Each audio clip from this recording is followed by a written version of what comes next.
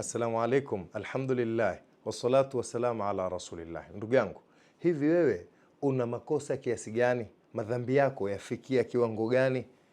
Wewe una madhambi zaidi ya Firaun, zaidi ya Haman, zaidi ya kina Abu Jahl? Hawa wote Mola subhanahu wa ta'ala aliwataka warudi kwake, na lau wangerudi Mola subhanahu wa ta'ala alikuwa yuko tayari kuwapokea kwa mikono miwili.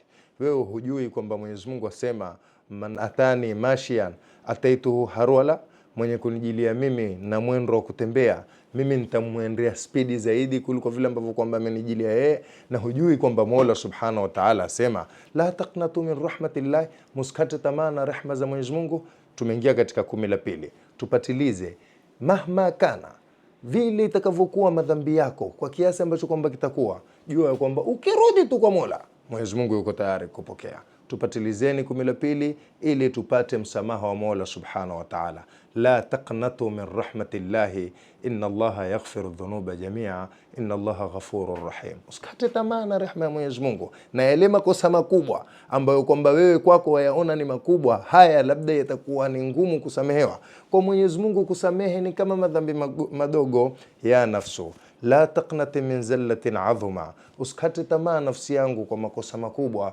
Innal kabaira, hakika ya makosa makubwa, fil ghufrani, katika kusamehewa, kallamami, kama madhambi madogo madogo.